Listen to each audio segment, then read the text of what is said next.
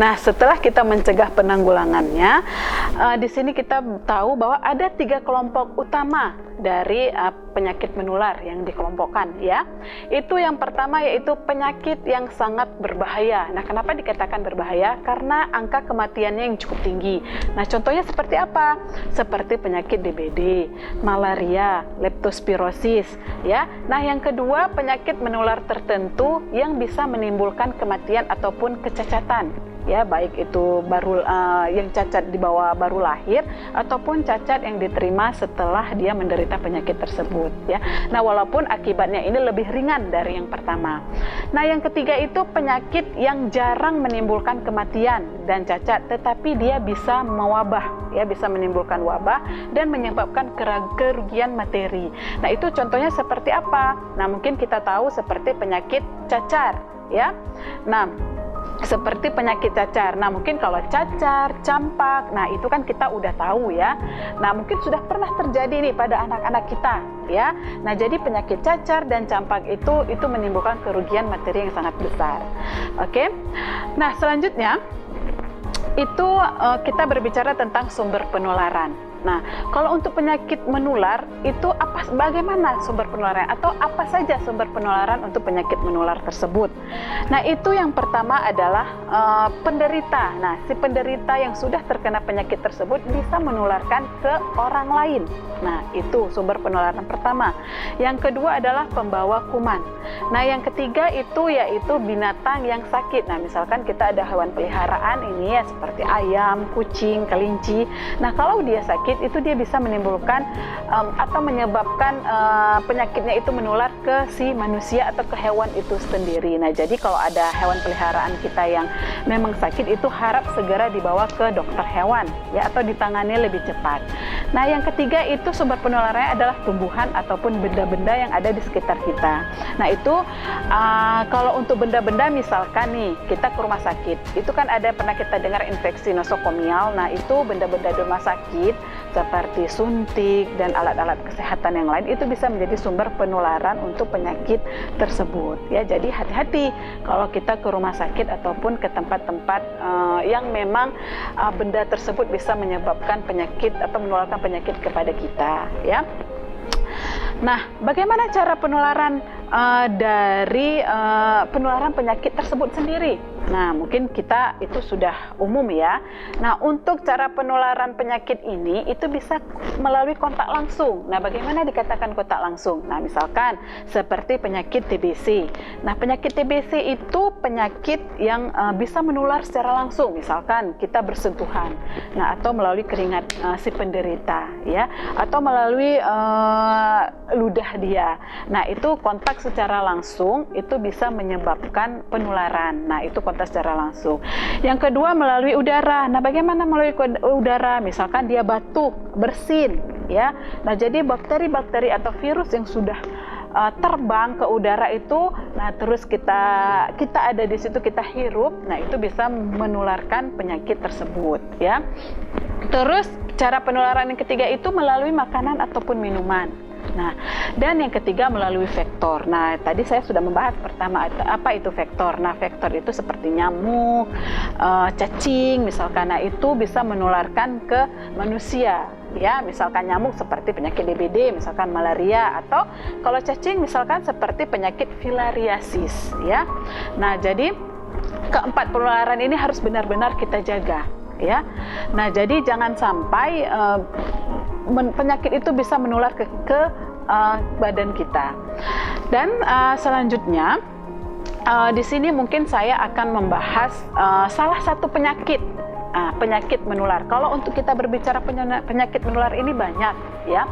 Apa saja penyakit menular? Itu ada DBD, ada leptospirosis, ada malaria, ada kalau untuk sekarang saat ini yang lagi terkenalnya itu seperti virus Zika, ya, virus Zika yang itu bisa terjadi pada anak balita, terus Ebola dan juga influenza, ya, itu mungkin yang penyakit yang sering terjadi pada kita.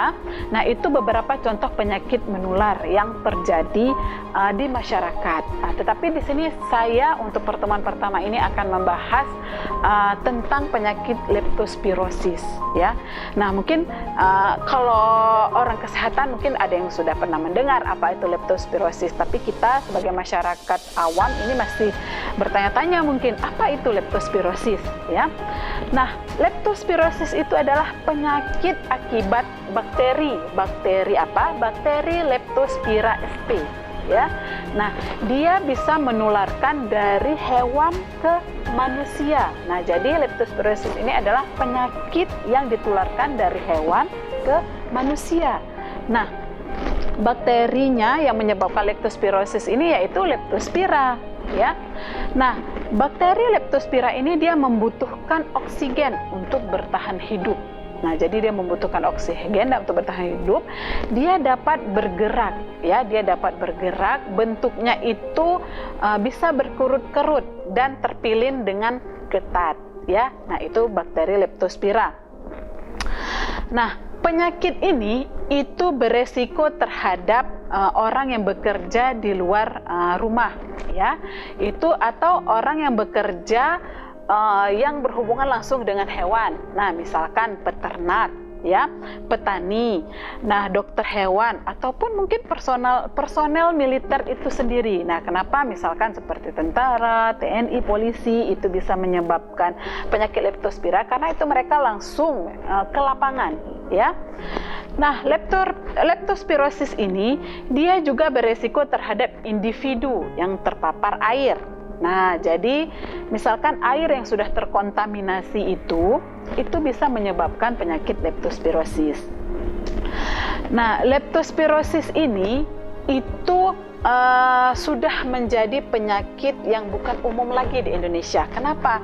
Karena Indonesia ini adalah penyakit yang rawan banjir, ya. Nah, jadi leptospirosis ini akan meningkat, dia akan mewabah itu pada saat musim hujan. Nah, kalau udah musim hujan itu pasti banjir. Nah, disitulah bakteri Leptospira itu akan menyebar. Nah, untuk di Indonesia sendiri itu leptospirosis itu tersebar di hampir berbagai provinsi. Nah, itu seperti Jawa Barat, Jawa Tengah, Yogyakarta, Lampung, Sumatera, dan ke Kalimantan, Bali, NTB. Itu hampir seluruh provinsi itu terkena leptospirosis. Kenapa? Ya karena daerah Indonesia ini adalah daerah yang rawan banjir, ya. Nah, kalau kita berbicara tentang kematian leptospirosis, itu menurut data yang saya dapatkan, ya, itu leptospirosis itu kematiannya itu cukup tinggi, termasuk tinggi.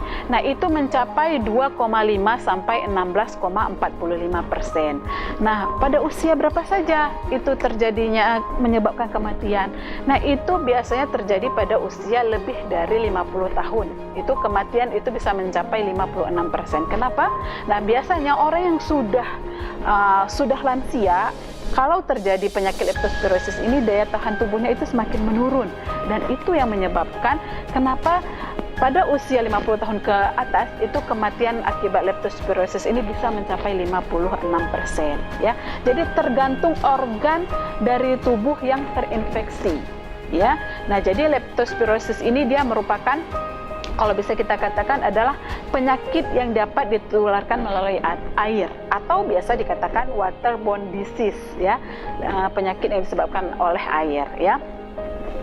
Nah, di Indonesia sendiri, nah mungkin di sini kita berbicara tentang faktornya. Tadi kita sudah berbicara tentang hewan menular ke manusia. Nah, mungkin kita bertanya-tanya nih, hewan apa saja nih yang bisa menyebabkan atau menularkan vektor Leptospira ini? Nah, di Indonesia itu penularan paling sering itu terjadi melalui tikus, ya, melalui tikus pada kondisi banjir. Nah, mungkin kalau untuk leptospirosis ini bisa pada hewan mana saja. Nah, tetapi untuk di Indonesia ini penularannya terjadi pada tikus. Nah, jadi pada keadaan banjir itu menyebabkan adanya perubahan, ya, perubahan pada lingkungan. seperti banyaknya genangan air, lingkungan yang bisa menjadi becek atau berlumpur. Nah, mungkin kita sendiri udah tahu bagaimana nih kalau terjadi banjir ya, sampah di mana-mana. Nah, itu menyebabkan bakteri Leptospira ini makin berkembang biak. Nah, jadi dia makin suka ya. Nah, jadi kalau kita berbicara, tadi kita sudah berbicara bahwa kalau di Indonesia ini melalui tikus, tapi melalui tikus dari mana dia tularkan? Nah, itu kalau saya bisa kasih tahu ya, mungkin saya kasih tahu itu dari air seni tikus, ya, dari air seni tikus.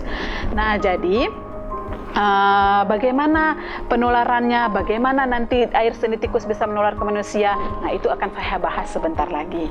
Oke? Nah, jadi mungkin bisa ditunggu.